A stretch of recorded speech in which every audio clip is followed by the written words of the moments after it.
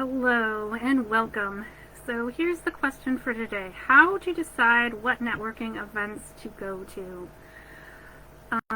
One of the things that I've noticed is as I started doing more networking and joining, different friends groups and meeting friends of friends and being like, oh, this is a good group. I like their events.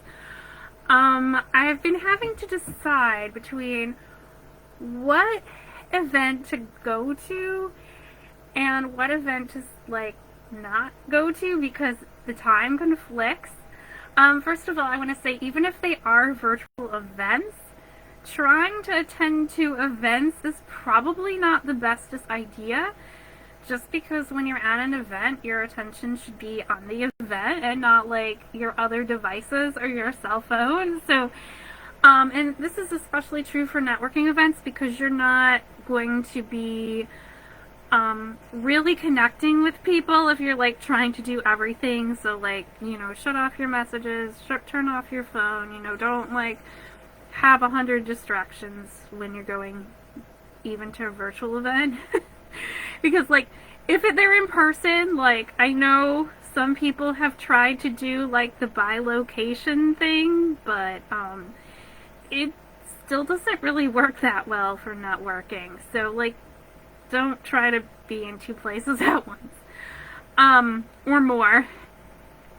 So you've got these time conflicts, and I think the first question is, should you really be attending that particular event? So you got to look at your calendar and say, okay, how many events is optimal for me to attend a week or in a month? And you could see, okay, how many client calls do I have? Do I have a lot of strategy calls coming in? Do I have a lot of other things I need to do in my business? Do I have a lot of real life, stuff I have to deal with? So you've got to okay, holistically look at your schedule. So even if you could attend, fill your whole calendar with networking events, that actually wouldn't be good because then you would have no time for coffee chats, no time for collaborations, no time to get on strategy calls or sales calls or anything else. So there's obviously an optimal amount. There you could be attending too few where you're not really meeting anybody at all or not doing anything, not getting outside your comfort zone and saying, oh. Or you could be doing too much where you're attending so many networking events that you aren't really benefiting from them because you're not doing the things that make attending the events worthwhile. So there's usually a few questions I ask myself when trying to pick between two or more events. The first question I ask is, how well do I know the people at either any of the events, and am I paying for an event? Now, if I'm paying for an event, as part of, say, a group program or something, I'm often more likely to attend that particular one, but I will, make exceptions, and especially if I can watch the replay of something, I might say, you know what, this other event is going to be super good because I'm going to meet certain people there, so maybe I'd skip that particular week's call for something if I thought the other event was gonna have more value than the call that I'm paying for. But the call I'm paying for, usually for me, I tend to weigh that higher and I tend to go to that, particularly if the other option is a recorded masterclass or something. I'll just watch the recorded masterclass later.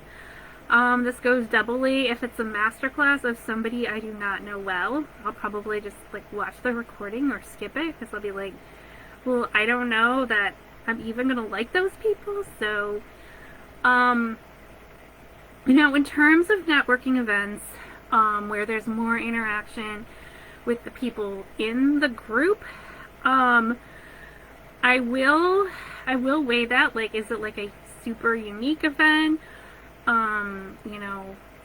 Is there going to be different people there? So it's something that I always consider. And two, a lot of times I don't have any paid events on that day, so I don't, I'm not going to favor a paid event if they're all free events. I'm going to have to decide between like 2 or 3 free events. And obviously networking events are usually going to get more precedence over recorded master classes, but this isn't always the case. If it's a particular modality or a particular masterclass that I'm like super hyped up about and I want to be there live because I want to ask live questions, then I will go to the masterclass. Otherwise, like, I'm probably going to pick more of the networking event. And then I can have like 2 or more networking events. And I've actually had this where like, it seems everybody wants to have their event like Wednesday at 1 or something, or Wednesday at 12:30, and so I'm gonna think, okay, who do I know better? And sometimes what I'll do is like, if there's 2 or more groups where like people kind of alternate, I might go to like one networking event one week and then we'll go to a different one like the next week. If they're kind of alternating. If there's one where it's like they rarely have the event, then I might go because I'm like, I really want to go to this. Like I said, the more I tend to just kind of listen to my intuition on this. If I'm ever having any doubt over which event I should attend, because sometimes just like weighing the pros and cons doesn't really cut it, I do take out my tarot cards and I will do like A versus B or A versus B versus C, and go through and do like, what did I feel, or what did I intuit about the event in the past, what about now, what about in the future. And I primarily focus on that future card, because that future card is going to be like how I feel after it and how, like, what kind of results I'm getting from going there. Am I going to meet somebody new?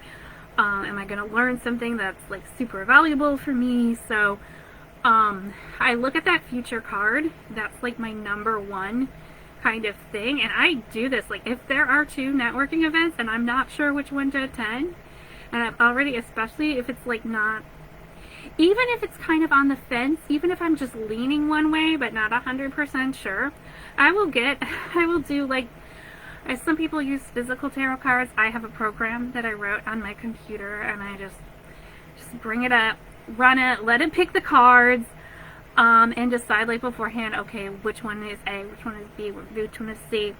I look at those results, and then like, it's super, super obvious to me. And then once I get those answers, I don't feel any regret about not attending the other thing. Maybe if I said I would RSVP, maybe I'll just tell my friend, like, I had a conflicting event, which I did, because if I didn't have a conflicting event, I would have gone to the other one that was already on my calendar. I do tend to favor events that are already on my calendar for reasons, but it's not necessarily the deciding factor in this, because some people are more last minute-y on their events.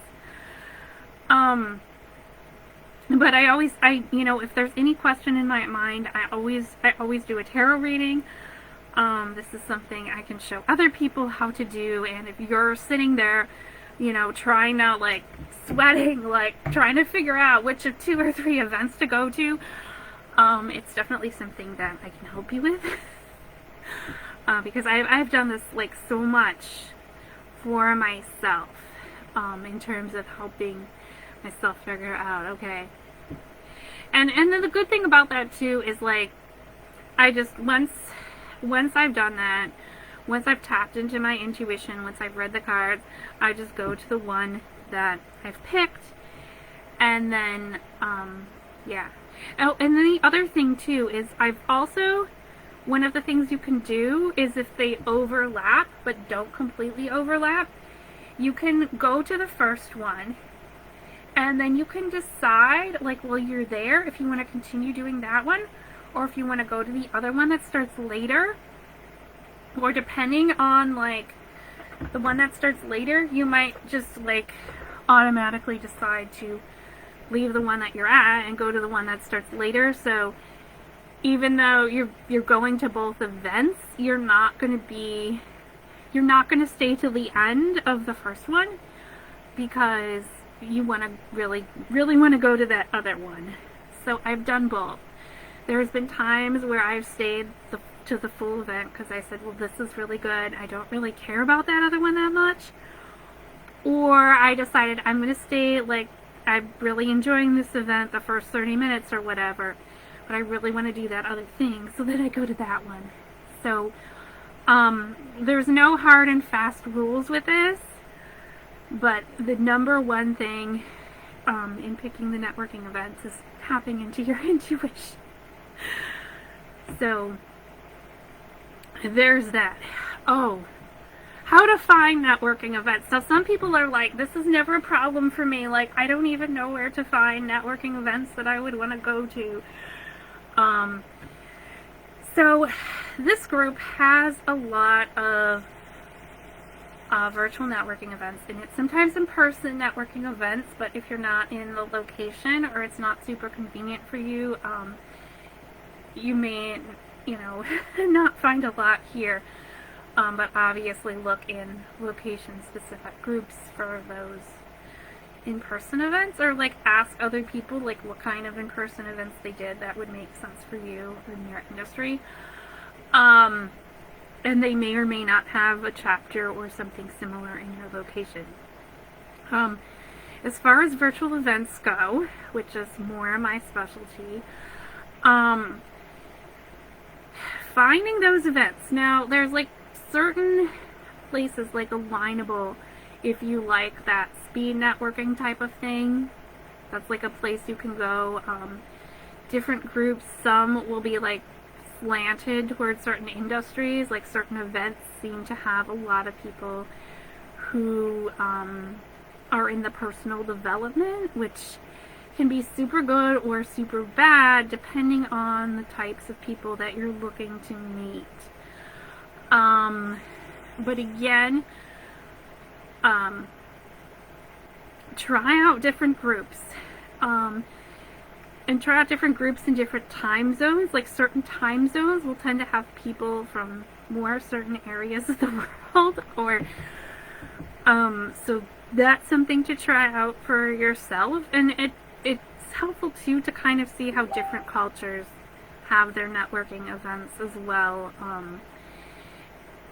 Every networking event